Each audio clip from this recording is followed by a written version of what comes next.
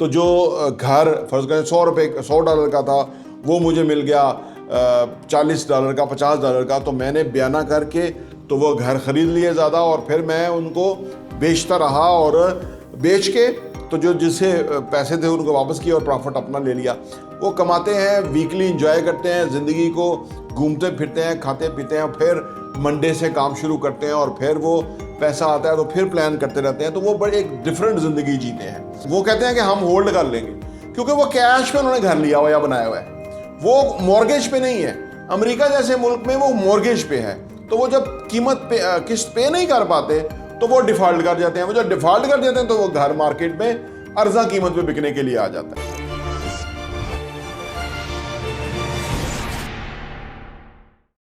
बिस्मिल्लाहिर्रहमानिर्रहीम, अस्सलाम वालेकुम रहमतुल्लाहि व बरकातुहू। मेरा नाम अहमद अकील है। आप देख रहे हैं प्रॉपर्टी विजन टीवी।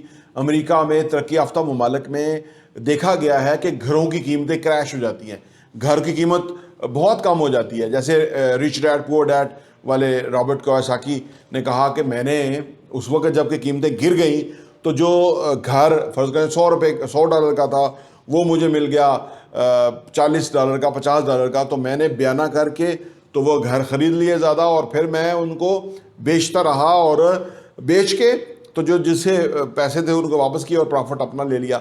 तो ये सूरत हाल अमेरिका में उस वक़्त भी हुई, आजकल फिर होने का चांस है। तो ये चीज़ें होती रहती हैं अमेरिका में। सवाल ये पैदा होता है कि क्या पाकिस्तान में भी घरों की कीमतें कम होंगी? क्या पाकिस्तान में भी वो वक्त आएगा कि आम आदमी को घर रीज़नेबल प्राइस में मिल जाए? इसमें क्या डिटेल्स हैं, क्या तफसीलात हैं, मैं आपको अपना ओपिनियन देता हूँ। आइए इस पर बात करते हैं।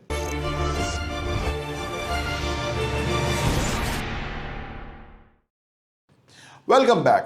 देखिए जी, पाकिस्तान और अमेरिका की जो सूरत हाल है वो ऑल टुगेदर फ़र्क है।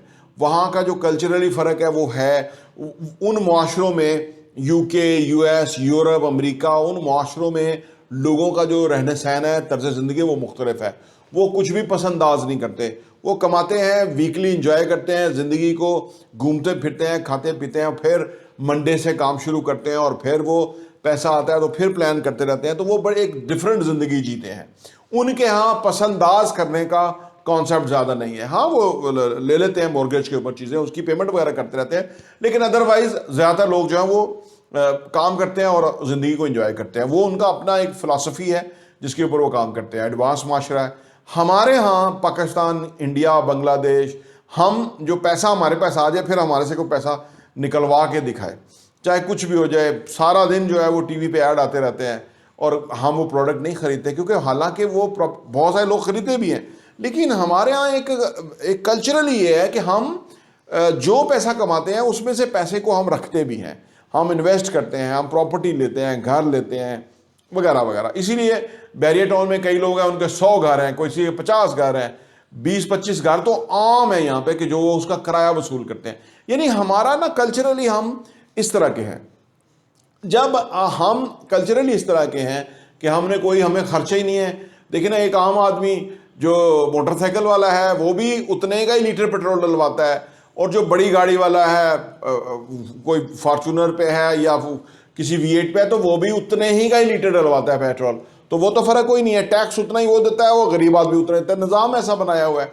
तो इसलिए कितना खर्चा होगा, उतना ही खर्चा है ऑलमोस्ट। चलो 2 लाख रुपए महीना किसी का ज़्यादा होगा, तो बाकी पैसा सारा जो है वो इन्वेस्टमेंट में जाता है, घरों में, अपार्टमेंट्स में, बिल्डिंग्स में, शॉप्स में, ऑफिसेज में, लैंड में, फार्म हाउसेज के अंदर।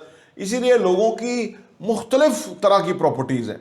आप हैरान होते हैं। हमारे एक दोस्त ने एक दफ़ा बताया कि वो हमीद गुल मरहूम के घर गए तो वो उनका बेटे के साथ बात हुई, तो जो बैठे हुए थे तो उसने जब अलमारी खोली तो पूरी अलमारी में जो चाबियां लगी हुई थी कि वो तो खौफजदा हो गए कि उन्होंने कहा ये हमारी सारी प्रॉपर्टी है पूरे पिंडी इस्लामाबाद में और उसकी हमने चाबियां हैं ये। वो एक अजीबोगरीब मंजर था। तो ये तो एक जर्नैल की बात है। बहुत सारे जर्नैल जो है वो बहुत यहाँ पे बहुत हैं और वो बहुत अमीर हैं, और फिर बिजनेसमैन बहुत अमीर हैं, ब्यूरोक्रेट जो हैं वो वैसे ज़्यादातर तो बाहर पैसा रखते हैं। लेकिन ये मतलब मेरा अर्ज करने का मतलब है कि यहाँ कल्चरली हमें ना वो बहुत वो है, एक लत है पैसे को जमा करने की। जब ये लत होती है तो वहां पे चीज सस्ती नहीं होती। इसको आप बुरा ना समझिए, मैं इसको ऐसे कह रहा हूं, लेकिन एक कल्चरली हमारा ये एक वतीरा है। जब ये वतीरा होता है तो कीमतें अगर नहीं बढ़ रही तो लोग कहते हैं नहीं बिकता तो कोई प्रॉब्लम नहीं, वो कहते हैं कि हम होल्ड कर लेंगे, क्योंकि वो कैश पे उन्होंने घर लिया हुआ या बनाया हुआ है, वो मॉर्गेज पे नहीं है।